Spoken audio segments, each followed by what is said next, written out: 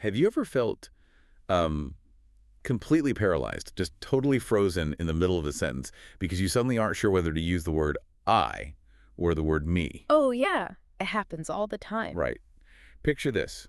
You are in the middle of a really important conversation. Maybe it's a big business meeting or, a first date. The worst time to freeze up. Exactly. The words are flowing beautifully.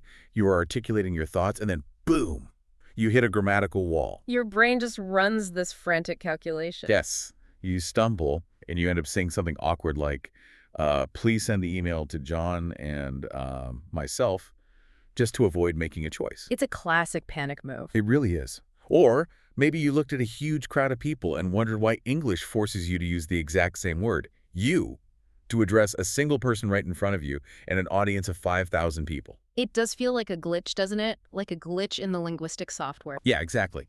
Well, what if I told you that hundreds of years ago, English did not have these glitches? The language actually had highly specific, mathematically precise words for all of these situations. It really did. The history is wild. It is. The reason we speak the way we do today involves a total structural collapse of the language, an invasion by Viking warriors, and centuries of people just trying to fix grammar problems. Welcome to the Learn and Talk English podcast. We are so glad you're joining us today. Today's lesson is a really comprehensive look at how English pronouns actually work beneath the surface. If you're looking for English for beginners, this is your essential map. But it's also incredibly useful for intermediate learners, right? Oh, absolutely. Even native speakers who want to speak English fluently and confidently will get a lot out of this. We're going to deconstruct the psychology and the history of these words. So that by the end of this session, your English conversation skills won't just feel more natural. You'll actually understand the deep logic of the language. Right. You'll know why the language forces you to arrange your thoughts the way it does. So to really dissect this, we have to start with the basics. What is a pronoun actually doing in a sentence? Well, the best way to think about it is it functions as the ultimate linguistic stunt double. A stunt double. I love that. Hello. Like in a movie. Exactly like in a movie. If you look at how our brains process language, nouns, the people, places, and things, they are the heavy actors. They carry a lot of information. Right. They take up a lot of mental bandwidth. Yes. So if a speaker uses those heavy nouns over and over, like John took John's car to John's job, it just becomes exhausting. Yeah, that sounds incredibly repetitive. It's too much. It's way too much. So pronouns are essentially compressed data. They step in like a stunt double and replace those heavy nouns. They do the heavy lifting in the background so you don't have to keep repeating the same words. So the communication can be, like, rapid and efficient.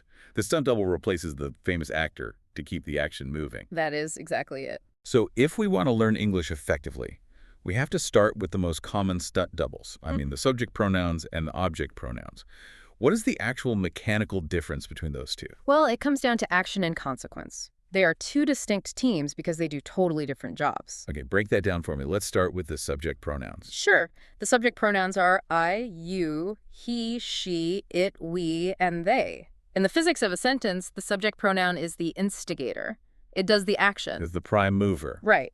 And on the other side, we have the object pronouns. Those are me, you, him, her, it, us, and them. And what do they do?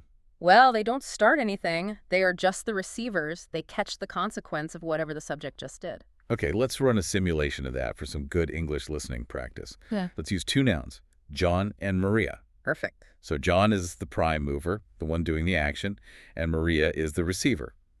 The baseline heavy sentence would be, John gave Maria a book. Right. That sentence works, but it's not efficient for a fast English conversation. We need to swap out the actors. Okay, so John is the one doing the giving. He's the subject. Exactly. So we pull from the subject pronoun category and replace him with he. And Maria is catching the action. She's receiving the book. So we can't use she, right? Because that's a subject. Right. You have to ignore the subject list entirely for her. You pull from the object category and insert her. So the heavy sentence, John gave Maria a book, compresses down to, he gave her a book. You've got it. The transfer of information is exactly the same, but it's totally frictionless. He acts and her receives. And we can compress it even more, right? Yeah. Because the book is also receiving an action. It's being given. Yes, the book is a direct object, so we just use the object pronoun it. The final, fully optimized sentence is, he gave it to her. That is so clean. But This brings up a massive mistake that I hear all the time, and not just from people learning easy English. I hear native speakers do this constantly. Let me guess. Me and my friend. Yes. Me and my friend went to the store. I hear it everywhere, in coffee shops, on TV. If me is the receiver, the object, why do people instinctively put it at the very front of the sentence, as the doer? It is a really fascinating cognitive trap. It all stems from how our brains process coordinate phrases. Coordinate phrases. You mean when two things are grouped together with the word and? Exactly. When an English speaker is just talking about themselves, they effortlessly say, I went to the store. Right. Nobody says, me went to the store. That sounds ridiculous. But the moment you add my friend and, the brain isolates that phrase. It treats me and my friend as a single combined chunk of data. So they aren't even thinking about the rest of the sentence yet. Right. And in spoken English, the word me feels stronger. It's a heavy M sound. It feels more solid to start a sentence with me than the airy vowel sound of I. So their instinct is just grabbing the heaviest word to start the group, even though it completely breaks the grammar rules of the sentence. It breaks the architecture entirely. You are taking the stunt double who is supposed to catch the punch, and you're putting them in the director's chair. Me cannot do an action. So how do listeners fix this? Is there a quick trick? There's a very simple diagnostic test. You just isolate the variable, drop the other person from the sentence. Okay, so if I take out my friend and... Your brain instantly hears how wrong me went to the store is. The error becomes painfully obvious. Oh, yeah. So you correct it to, I went to the store, Yeah. and then plug the friend back in. My friend and I went to the store. Precisely. Once you secure the subject, the rest of the sentence runs smoothly. It's a great habit for improving your English speaking. So we've nailed down how to start an action and how to receive it.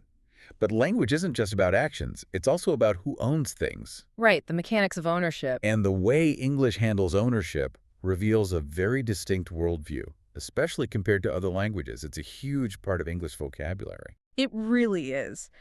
To talk about ownership, we have to use two different tools: possessive adjectives and possessive pronouns. Let's start with the adjectives. What are those? Those are words like my, your, his, her, its, our, and their. The key thing to remember is they cannot exist by themselves.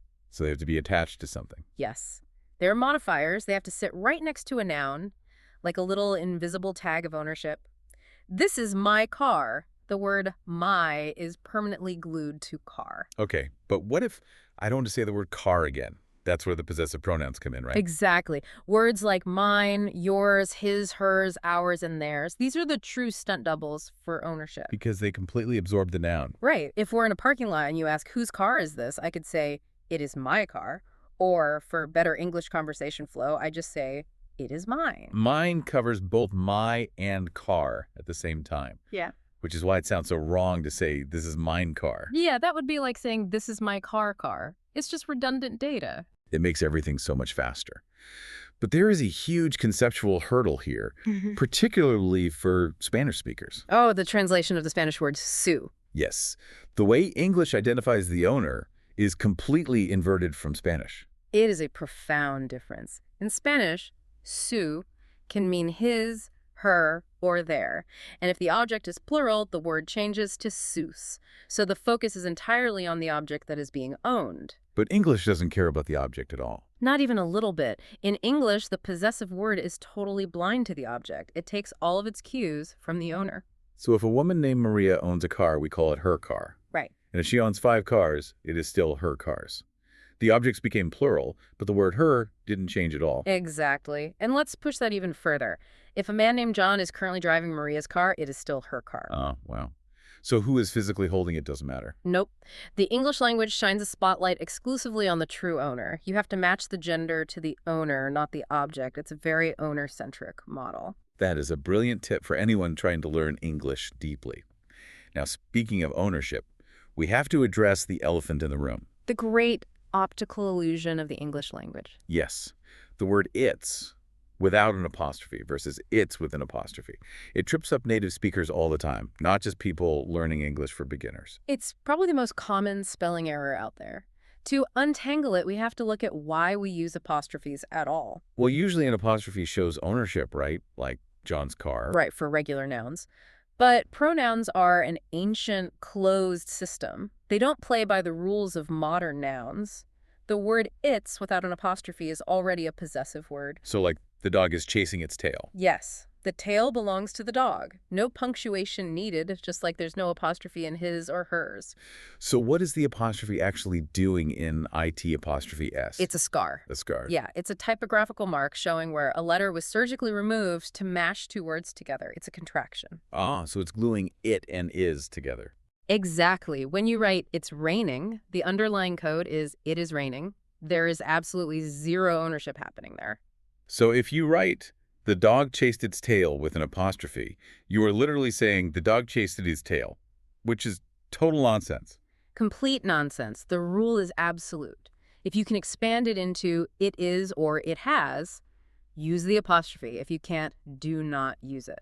Okay, so we've covered acting on an object and owning an object, but what happens when the doer and the receiver are the exact same person? Well, the language actually has a special mechanism for that to stop the sentence from short-circuiting. Short-circuiting, what do you mean? This brings us to reflexive and intensive pronouns. These are the words that end in self or selves, like myself, yourself, himself, themselves. Okay. If the subject and the object are the same person, standard pronouns fail. If I am the one cutting and I am also the one being cut, I can't say I cut me. Yeah, I cut me sounds really childish. Or just broken. Why doesn't that work? Because an English sentence assumes the subject and object are two separate things in the real world. When you say he cut him, you automatically picture two different guys. Oh, right. The verb is like an arrow pointing outward at someone else. Exactly. So to bend that arrow back at yourself, you have to use a reflexive pronoun. It functions like a mirror. A mirror. I love that. Yeah, so when you say, I cut myself, the self part tells the listener that the action is reflecting back to the origin point. She taught herself to code. The teacher and the student are in the same body. That's a great English expression to remember. But here is where it gets tricky. Those exact same words, myself, himself, themselves, have a second job as intensive pronouns.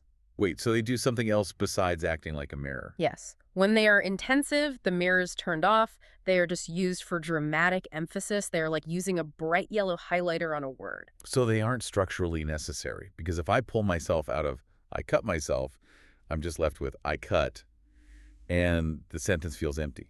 Right. Reflexive pronouns are load-bearing, but intensive pronouns are totally decorative. For example, I baked the cake myself. Ah, I baked the cake is already a complete thought. Exactly. Adding myself just amplifies it. It tells the listener, I did this alone, nobody helped me. You can remove it, and the sentence is still perfectly grammatical. Okay, this dual function completely explains a really weird trend I see in corporate emails all the time. Oh, I know exactly what you're going to say. People write, if you have any questions, please contact John or myself. Yes, it is everywhere. It's like they're terrified of the word me, so they use myself because they think it sounds fancier. But is that right? It's completely wrong. It's a linguistic hypercorrection. Yeah. They are trying to sound professional, but they break the code. Let's break down the physics of it. The implied subject is you, as in you contact. Right. And the receivers are John and the speaker. Because you and the speaker are two different people, the mirror function can't turn on. You cannot reflect an action if the source isn't the same. You does not equal myself. Exactly. It's a mathematical error. You just have to use the heavy-duty object pronoun designed to catch actions, me. The sentence should be, please contact John or me. So people need to stop being afraid of the word me. They really do, and never, ever use a self word as the subject of a sentence. Myself will attend the meeting is a total grammatical catastrophe. Right, you can't have a reflection if nobody is standing in front of the mirror. That makes so much sense. It really does. Okay, let me ask you about applying these words to non-human things. We use itself for animals or objects, right? Correct. But what if I'm watching a human baby eat and I say the baby can feed itself? Is that structurally okay? It feels a bit weird. It's a great question about the sociology of English. Grammatically, itself technically functions if the gender is totally unknown. Right. But culturally, it violates a huge rule. Because it strips the baby of its personhood. Yes. English reserves it and itself for objects and animals. Using it on a human sounds clinical and honestly a bit cold. So to maintain warmth in a natural English conversation, we should always default to himself or herself if we know the gender. Absolutely. It keeps the empathy in the language. That's a great point. Okay, Yeah. so we've talked about internal reflections. Let's look outward. How do we use pronouns to map out our physical space? For spatial reasoning, we use demonstrative pronouns. Words like this, that, these, and those. They act like the verbal equivalent of pointing your finger. So they are like navigational beacons. Exactly. And the system is split by distance. This and these are for things right next to you. This is my coffee. And that and those are for things far away. That is your car over there. Right. It's a very primal linguistic tool. It lets two people share attention on an external object, which is huge for cooperation. Okay, so that's physical glue. But what about the glue for abstract ideas? Things like relative pronouns. Yes. Words like who, whom, who's which, and that. If demonstratives are pointing fingers, relative pronouns are the steel cables that hold a suspension bridge together. I like that. They link things. They do. They take a big piece of extra information and elegantly bolt it onto a main noun. Without them, we'd speak like robots. Like I saw a man. The man was running. The man fell. Right. It's awful. But with a relative pronoun, you say, I saw the man who was running fall. The word who connects the running directly to the man. And we use who exclusively for people, right? Yes, to give them agency. Yeah. And we use which for objects or animals. The computer which I bought. Now, what about commas? Sometimes I see commas are in this extra information, and sometimes I don't. This is crucial for anyone who wants to write and speak English fluently. It's the difference between defining and non-defining clauses. Okay, what's a defining clause? It's information that is absolutely essential. Imagine you're in a hospital with 50 doctors.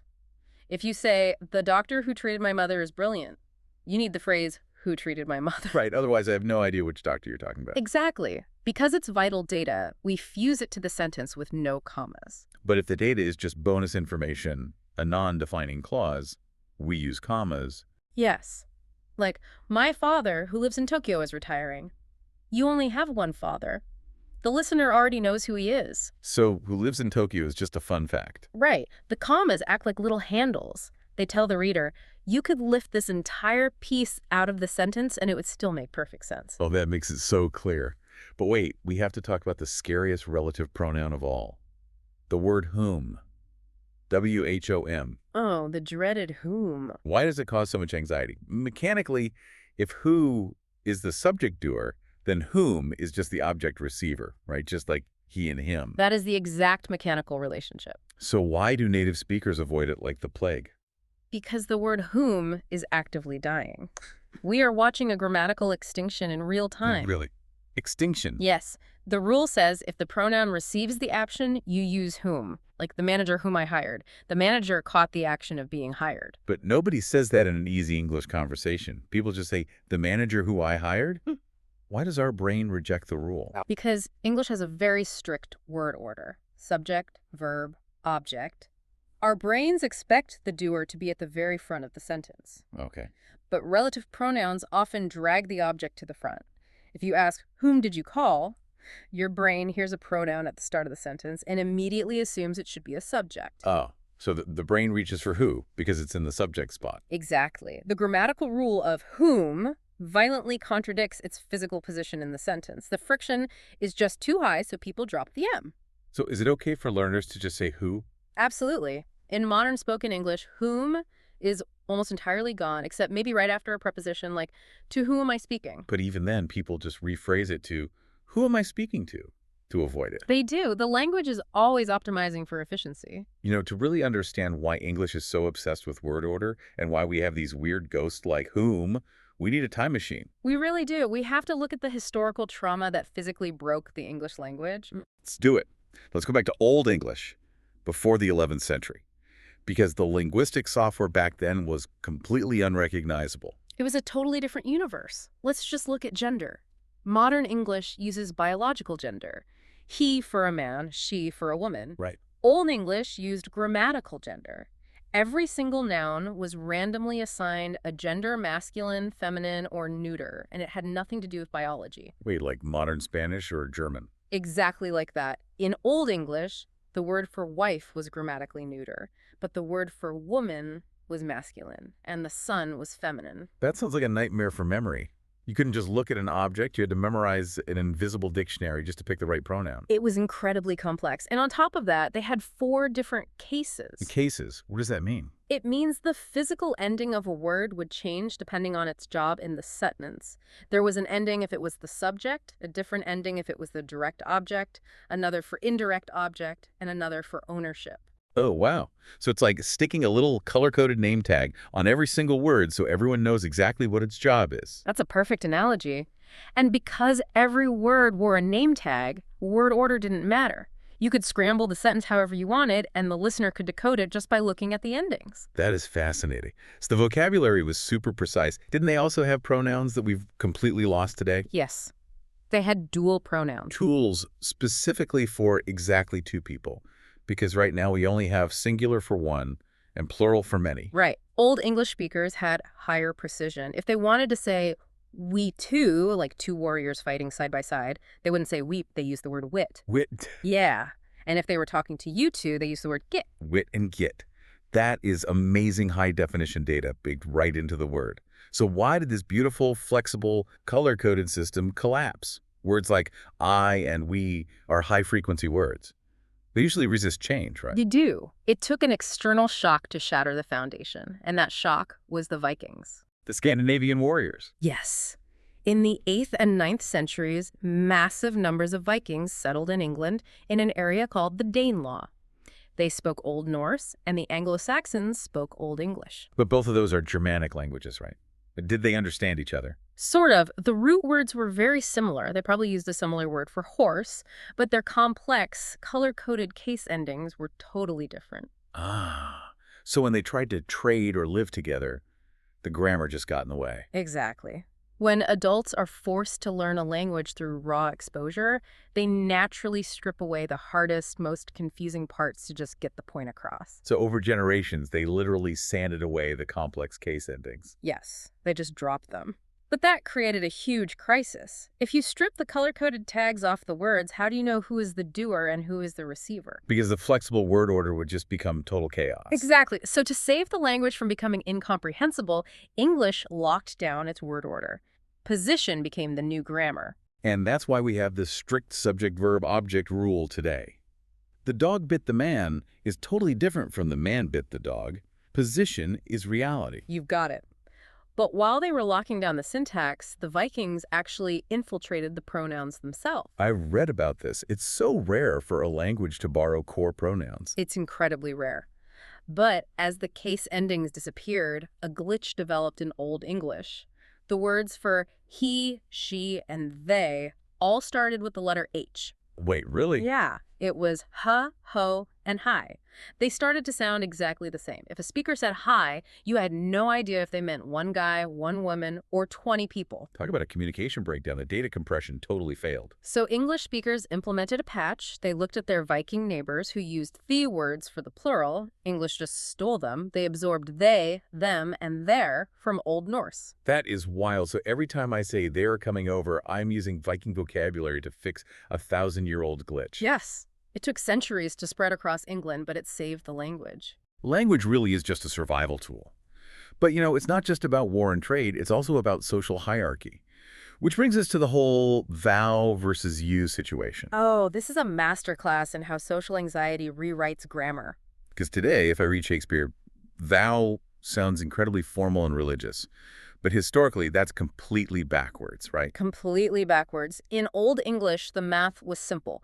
Thou was singular. You said it to one person. Ye or you was plural. You said it to a crowd. Just like modern French with tu and vous, or Spanish tu and vosotros. So what broke the math? The French nobles. In 1066, the Norman conquest put French speakers on the English throne. And in French, the plural pronoun vous was used to address a single person of high status, like a king. Why? To make them sound bigger. Exactly. It projects power and distance. You aren't just talking to the king, you are talking to the king and his ancestors and his army. And the English speakers started copying that to show respect. So they started using the plural you to talk to one single noble. Right. The grammar got hijacked by etiquette. You became the polite, formal word. And thou, the original singular word, got demoted. Demoted how? It became the word you use for intimacy like family, or for people beneath you. A master would call a servant thou, but the servant had to call the master you. So it literally hard-coded the class system into the grammar. But that sounds so stressful. If I meet a stranger, I have to guess if they are above me or below me. Mhm. If I guess wrong and call them thou, I insult them. And that exact social anxiety killed the word thou. People were just too scared to use it. Yes. The emerging middle class decided the safest bet was to just use the polite you with everyone all the time to avoid offending anyone. But wait, didn't some people fight back against that? Like the Quakers? Yes, the early Quakers insisted on calling everyone thou no matter their rank because they believed everyone was equal. And the nobles probably hated that. Oh, they viewed it as incredibly subversive and offensive. But eventually, the polite you won the war. Thou vanished from daily speech. And because it only survived in old, serious texts like the Bible, modern people hallucinate that it was a fancy word. We totally flipped its history. We did. But dropping thou created a permanent structural flaw in English. By forcing you to be both singular and plural, we lost the ability to differentiate. It created a paradigm gap. Exactly. So if I'm practicing English speaking and I walk into a room and say, "Are you staying for dinner?" Nobody knows if I'm asking one person or the whole room. And human communication hates ambiguity. So speakers on the ground level started inventing new tools to fill that gap. Like regional dialects. In the American South, they glued you and all together to make y'all. Yes, or you guys, or yous. That's brilliant. Y'all isn't bad grammar. It's a crowdsourced patch to fix a gap created by 14th century social anxiety. That is the perfect way to look at it. Which leads us to the most debated structural repair in modern English, the singular they. Oh, man. This is a huge topic. People argue about this all the time, like saying, if a student calls, tell them I am busy. Critics say they is mathematically plural, so it can't be used for a singular student. They claim it's some modern invention that breaks English vocabulary. What's the real historical truth? The empirical truth is that the singular they is not a modern invention at all. Highly educated English has used the singular they for over 600 years. Wait, 600 years? That's way older than I thought. Yes, we have documented evidence of singular they, them, and themselves going all the way back to the 1300s. So who is using it? The absolute foundational architects of English literature, people like Geoffrey Chaucer and William Shakespeare, used it seamlessly. If Shakespeare used it, where did this strict rule against it come from? It was artificially engineered in the 18th century. By who? By a group of prescriptive grammarians. Yeah. These were men who believed English should have the strict, rigid logic of Latin. They decided that singular they was illogical. So what did they want people to use instead? They declared that if a person's gender is unknown, you must use the generic masculine he. So the rule became, a good doctor knows what he is doing. Even if the doctor is a woman, that just forces a biological pronoun to act like a neutral math variable. It completely misrepresents reality. Exactly. When the noun is something indefinite like someone, anyone, or a driver, the gender is completely irrelevant to the action of the sentence. Right. The brain naturally reaches for they because it's a perfect, ungendered placeholder. Yes. The 18th century grammarians tried to force their Latin-based rule into textbooks, but it never actually stopped regular people from using singular they in natural English conversation. Because it's just so intuitive. So for anyone trying to learn English deeply, knowing this history is like a superpower. It really is. When you hear a native speaker say someone left their umbrella, you aren't hearing broken grammar. Yeah. You are hearing a highly efficient 600-year-old mechanism doing exactly what it was designed to do. Precisely. When you look at the whole architecture of these stunt doubles, the mirror words, the demonstrative pointing words, the Viking replacements, and the social engineering of you realize grammar isn't just a boring list of rules. No, it's a living record of human psychology and history. Understanding how it got built helps you use it with so much more precision. And it leaves us with a really compelling unknown to think about. What's that? Well, if the architecture has shifted so radically in the past, if thou died from anxiety and the Vikings fixed our glitch, what grammatical mutations are happening right now? Oh, wow. Yeah, how will texting, globalization, and the internet reshape the pronouns of the 22nd century? The linguistic software is always updating. It's going to be incredible to see what English speakers invent next. What a profound thought to end on. Language really is alive, and we shape it every single time we speak. Thank you so much for joining us for this incredible lesson on the hidden mechanics of English grammar. It was a pleasure to unpack it all. We really hope this session has completely changed how you view the words you use every day. and given you the confidence to master your pronouns. Please continue listening to podcasts on Learn and Talk English, because this channel provides high-quality educational English content designed to decode the language for learners and native speakers alike.